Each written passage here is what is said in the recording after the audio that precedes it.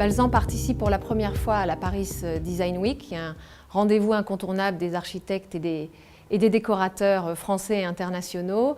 Et nous sommes ravis d'y participer pour la première fois cette année, puisque notre showroom s'est ouvert il y a très peu de temps. Nous sommes un fabricant de sols textiles depuis plusieurs générations. On est presque à cheval sur 3 siècles. Notre usine est en plein cœur du Berry et nous travaillons aussi bien en France qu'à l'international. Nous basons notre créativité sur notre studio de design, mais également sur des jeunes talents, sur une génération talentueuse et créative avec laquelle nous avons l'habitude de travailler. Nous avons plusieurs projets, notamment des collaborations avec des écoles de design et d'art en France et à l'étranger également.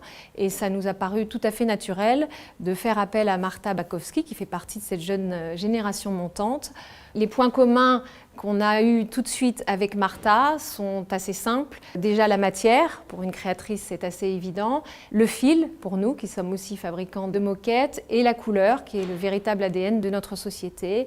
Et c'est cette belle rencontre humaine et professionnelle qui a donné lieu à l'exposition qui s'appelle Chromascope et que nous accueillons tout le long de la Paris Design Week dans notre showroom.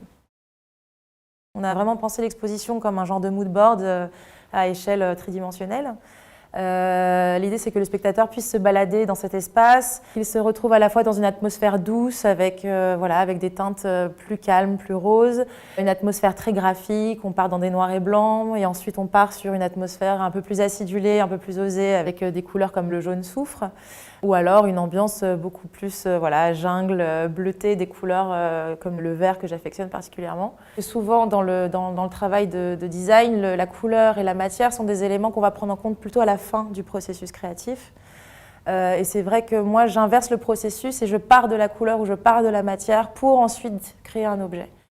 On retrouve beaucoup de travail de texture avec le travail du caoutchouc par exemple qui a été mis en contraste avec le travail du verre qui a ses transparences. On va avoir le travail du fil qu'on retrouve tout d'abord dans les produits Balsan, ce fil qui vient constituer la surface textile, mais qui vient aussi habiller le luminaire sous forme de tissage inspiré du canage soleil.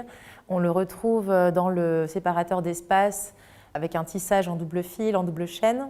Et enfin, également sur les calebasses à gâchot, où le fil vient totalement gainer le vase.